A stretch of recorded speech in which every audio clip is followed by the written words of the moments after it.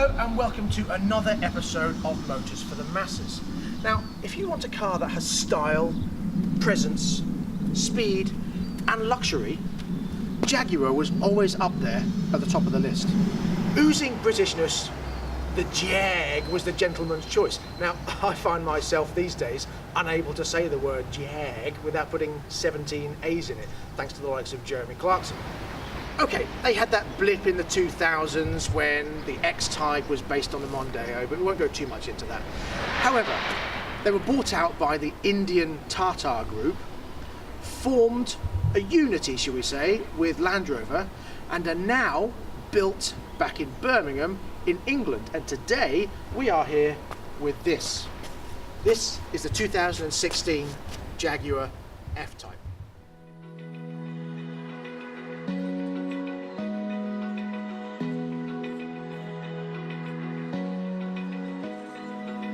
Open eye, feel the waves cut through me, hypnotized by the sounds I'm breathing in. Hold tight, chemicals collide. Hold tight, hold tight, hold tight. Dripping lights paint the skies, all because of you. Dripping lights paint the skies, only you can make me move. You can make me move. Can make me move. You can make me move. Can make me.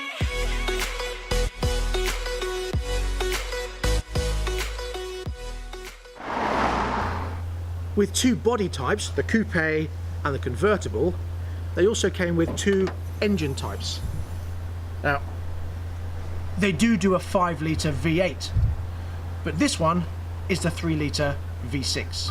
This one, being supercharged, develops 340 brake horsepower and 332 pounds-foot of torque, which means it has a top speed of 161 miles an hour and a 0 to 60 time of 5.1 seconds. Now, on paper, they say this does an average of 33 miles to the gallon, but upon talking to the owner of this particular car, he says that's more like 24, 25, depending how you drive, of course. Now, one thing that he doesn't like, and seems a bit stupid actually, is this spoiler. Now, it comes up at 74 miles an hour, but it doesn't go down again until you hit 54 miles an hour. So basically it's telling everyone you are speeding or you have been speeding. Prices are around 50 to all the way up to £110,000. This one being the V6 model, it's the base model, and it comes to you on the road at around £55,000. You then get the S model, which goes up in price. You then get the V8, the R model, which also goes up in price. Then you get the all-wheel drive.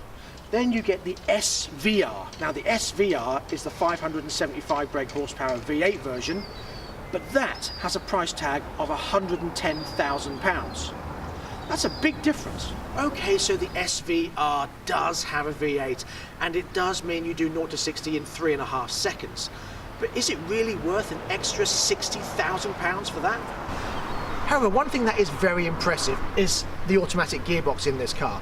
It's an 8-speed versus the 6-speed manual.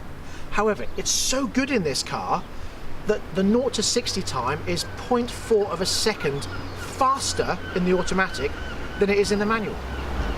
Now, going back through Jaguar's history, the only real sports car they had was the E-Type, and you can see they followed on with the look with the F-Type. It starts off at the front with this lovely long sweeping bonnet all the way through to this big fat arse and fat archway at the back. This car has the upgrade package, so it's got the 19-inch wheels with 275 tyres on the back and 245 tyres on the front. It has a lot of presence on the road. Now, being 4.5 metres long, 1.3 metres high, It's a whopping 2 meters wide. And what I like in particular is the door handles. They're very flush, but when you open them, they flick open. And then when you lock the car, they flick back in again. The boot is very sizable. You can certainly get your golf bats in there. When you buy this car, you get a choice of a cap, a jumper, or an umbrella. This one comes with an umbrella. The upgrade also comes with this, the reversing camera, but what all cars come with are these big, nice exhausts. This is standard mode, and this is what it's like in loud mode. Love that little pop. So, what's it like to drive? Well, let's find out. Inside, it oozes luxury.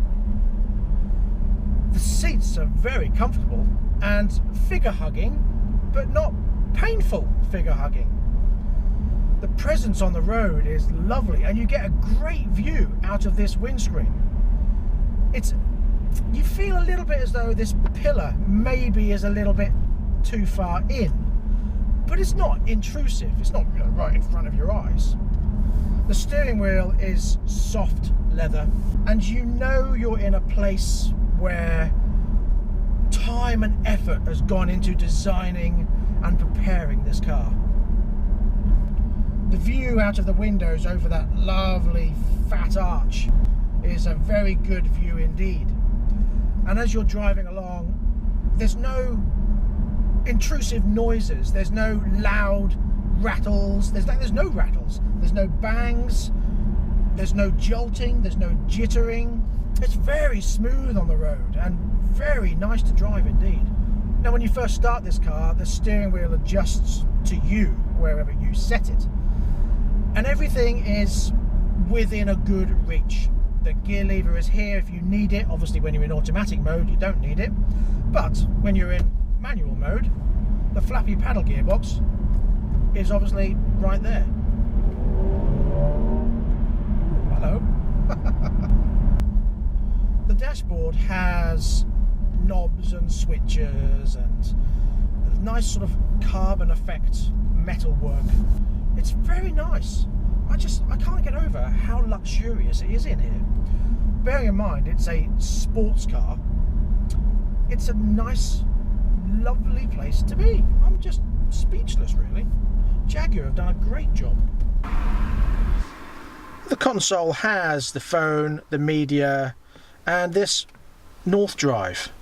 Now, that is a sat-nav basically. It's not overcomplicated with the switches and buttons. You've got the big touch screen in and all the buttons like you have in most modern cars these days. And then you've got the twisty knobs, but they move with refinement. It's like, I'm just going to turn you here. Not clunk, clunk, clunk.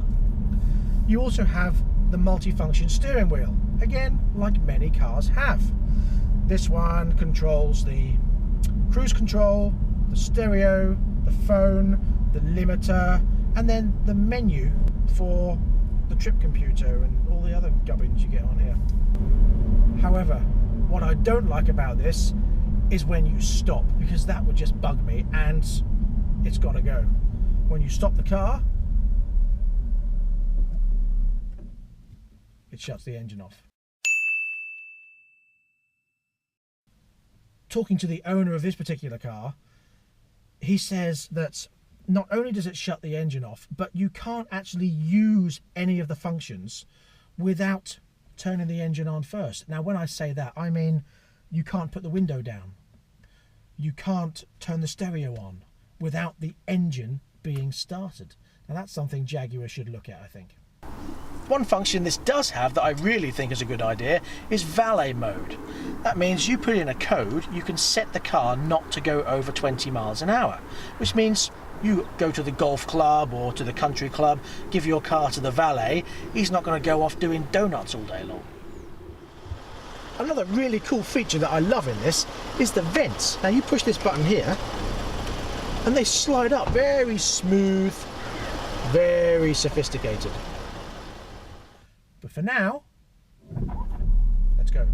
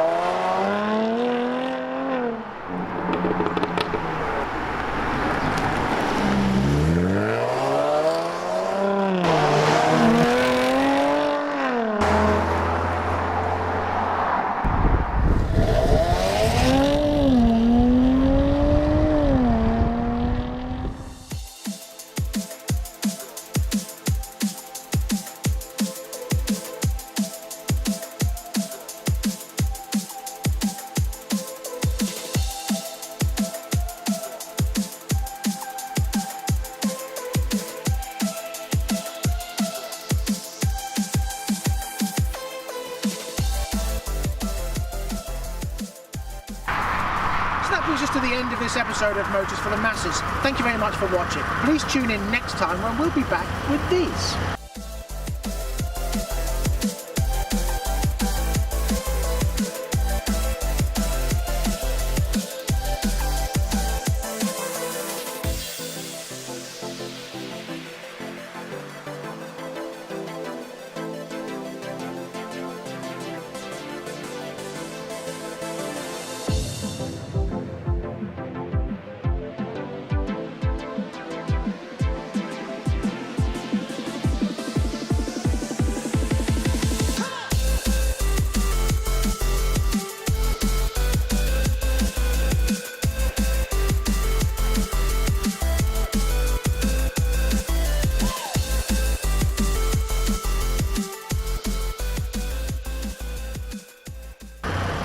Until then, please drive carefully, but have fun.